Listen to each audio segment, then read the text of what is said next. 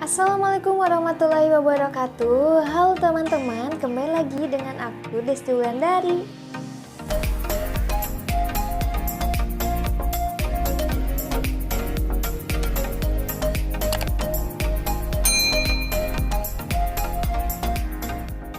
Halo teman-teman, bagaimana kabarnya hari ini? Mudah-mudahan selalu diberikan kesehatan oleh Allah Subhanahu wa Ta'ala.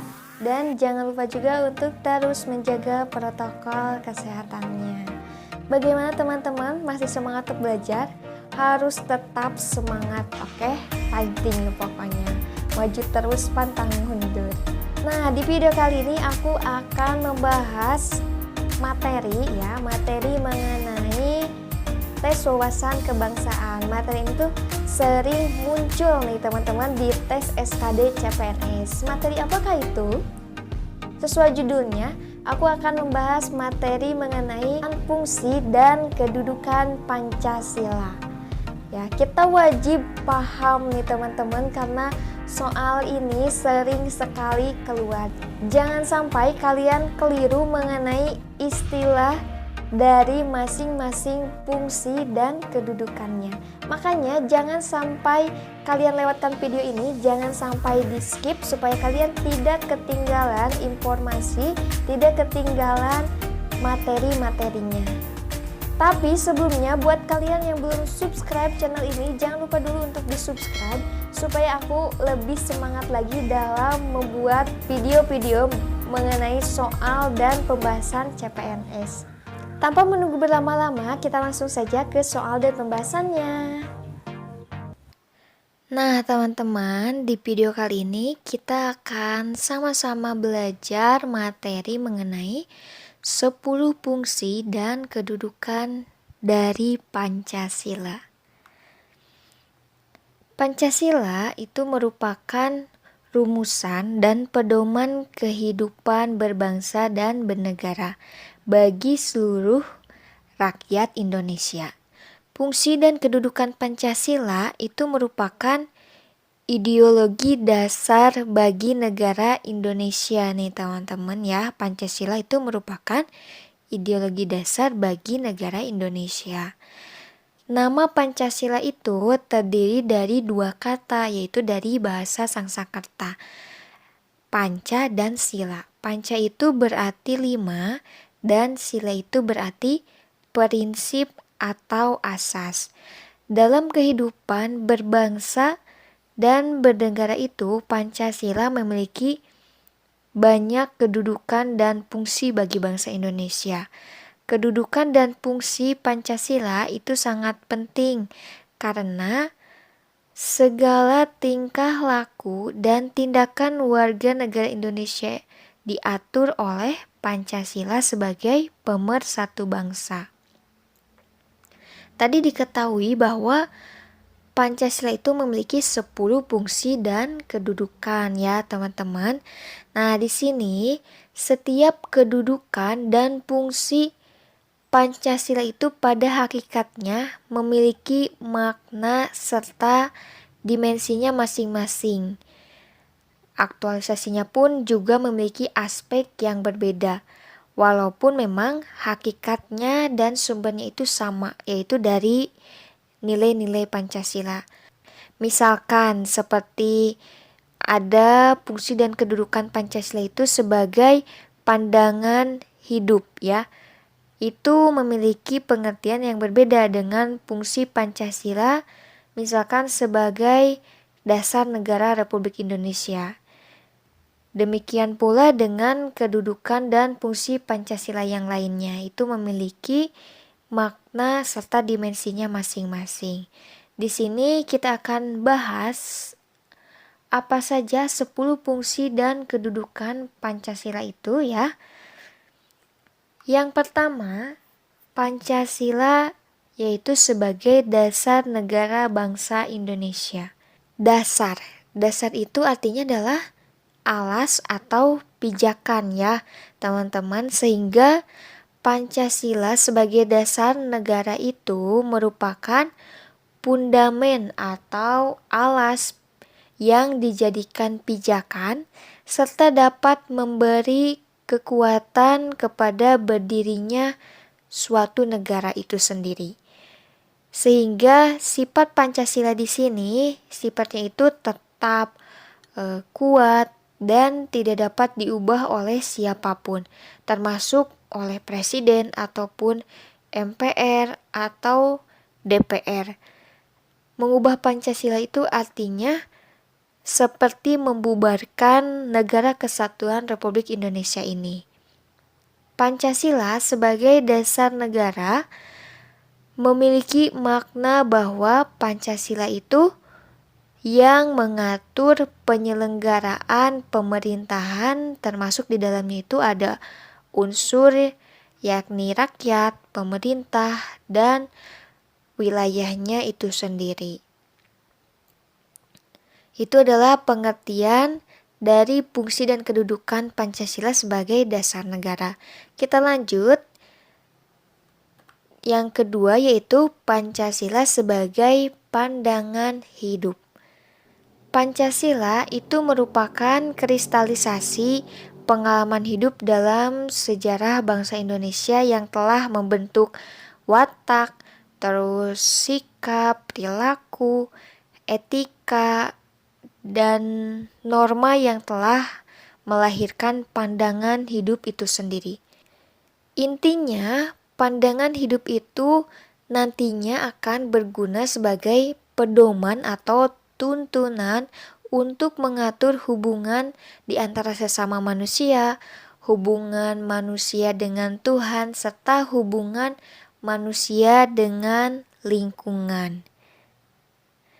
Semua aktivitas kehidupan bangsa Indonesia itu harus sesuai dengan nilai-nilai yang ada pada sila-sila dari Pancasila. Lalu apa saja nilai-nilai yang terdapat dalam sila Pancasila itu?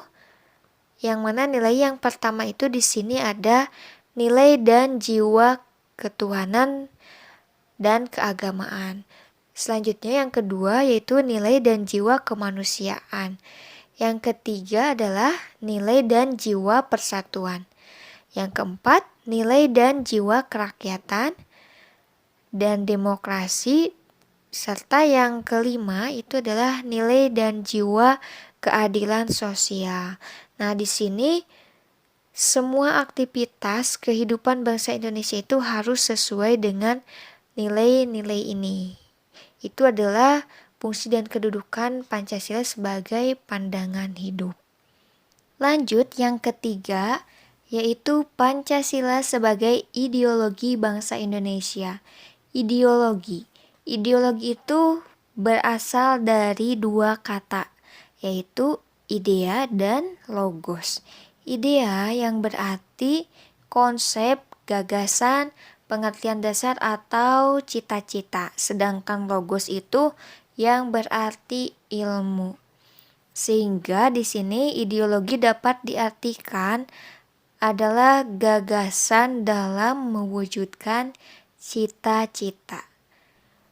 Pancasila sebagai ideologi bangsa itu di mana pada hakikatnya adalah suatu hasil perenungan atau pemikiran bangsa Indonesia untuk mewujudkan cita-citanya, untuk mewujudkan cita-cita negara Indonesia. Yaitu apa cita-citanya? Untuk menjadi rakyat yang bersatu, berdaulat, adil, dan makmur sesuai dengan yang tercantum pada Undang-Undang Dasar alinea kedua ya.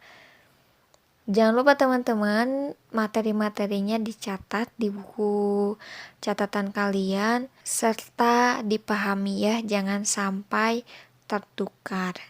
Karena ini sering muncul ya, materi mengenai fungsi dan kedudukan Pancasila itu sering muncul di tes SKD. Makanya kalian harus paham betul-betul.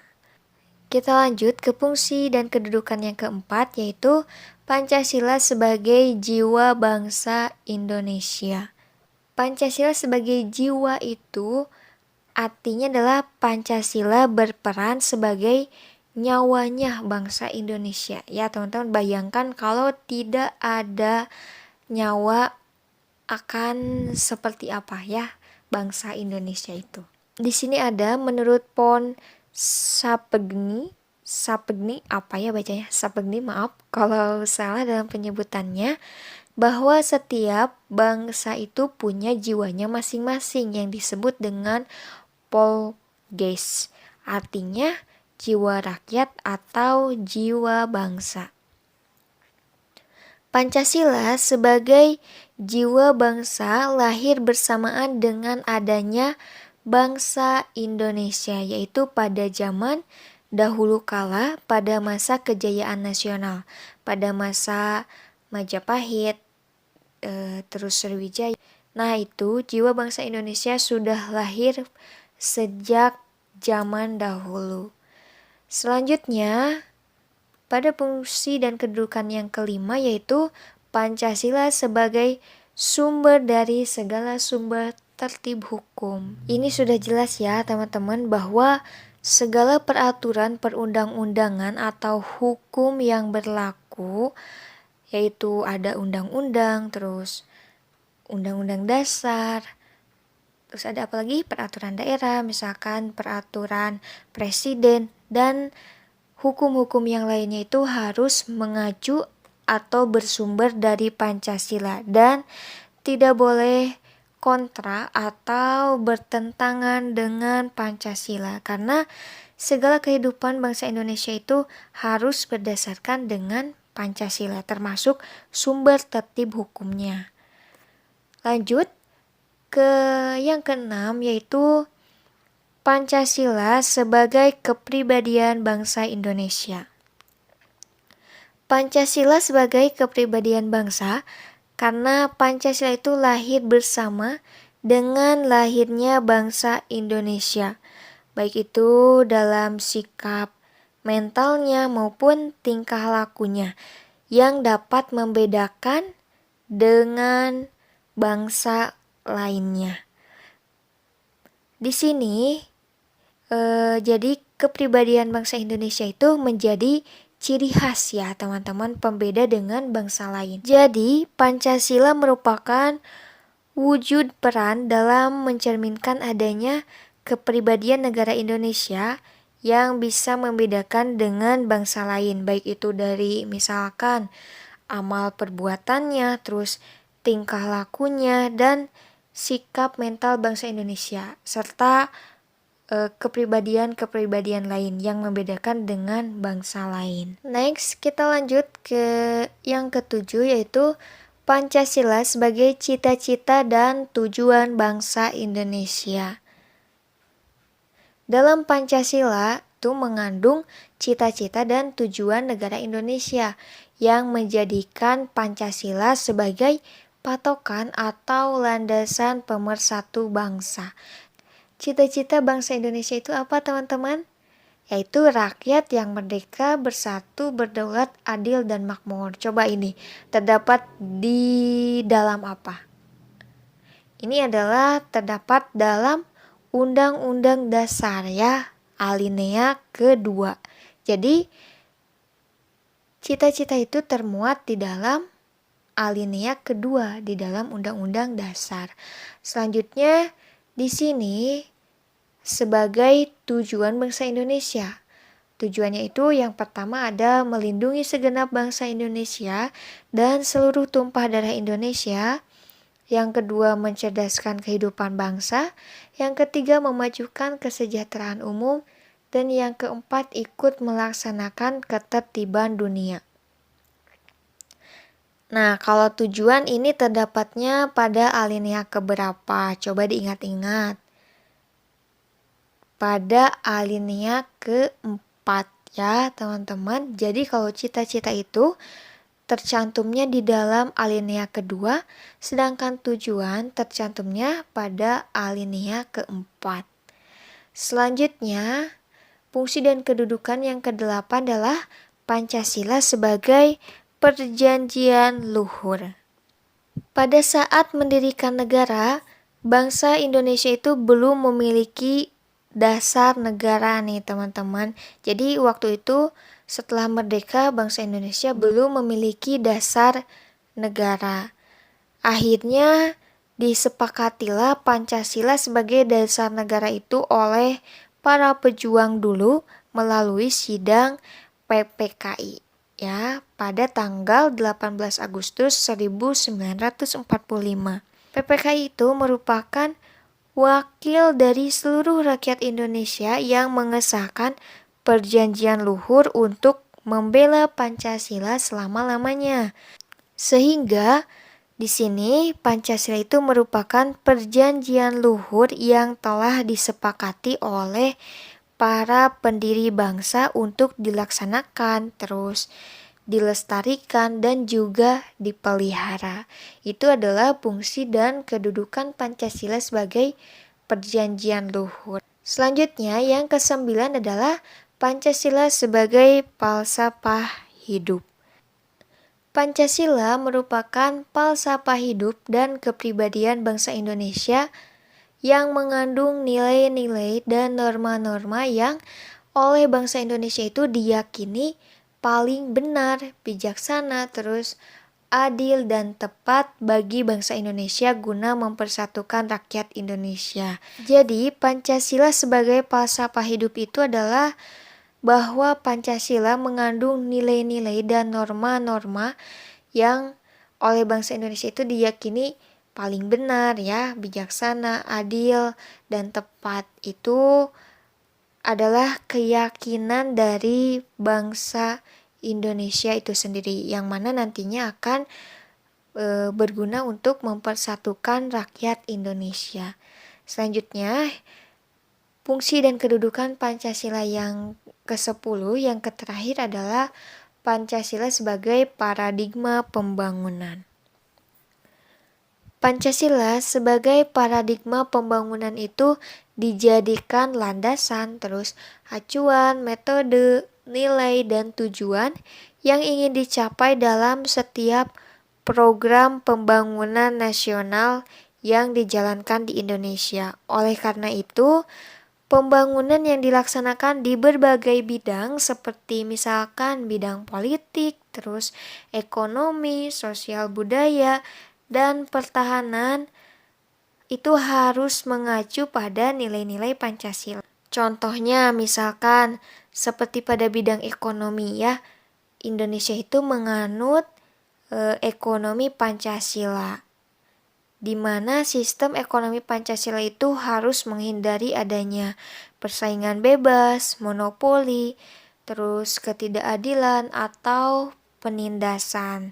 Jadi setiap pembangunan nasional itu harus mengacu kepada Pancasila. Nah, itu dia teman-teman 10 fungsi dan kedudukan dari Pancasila. Pokoknya kalian cari lagi referensi lain yang lebih banyak supaya dapat menambah pemahaman kalian mengenai materi, fungsi dan kedudukan Pancasila. Nah, itu dia teman-teman pembahasan materi kali ini. Semoga bisa bermanfaat teman-teman semua.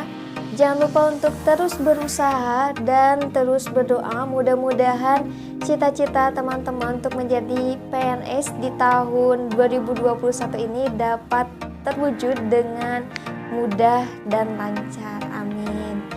Jangan lupa untuk kalian yang belum subscribe, jangan lupa untuk di-subscribe dulu dan bunyikan juga loncengnya, serta berikan like videonya dan share video ini ke sosial media kalian dan ke teman-teman kalian supaya video ini tuh lebih bermanfaat lagi untuk banyak orang. Sekian dulu teman-teman, sampai jumpa di video aku selanjutnya. Bye bye. Wassalamualaikum warahmatullahi wabarakatuh.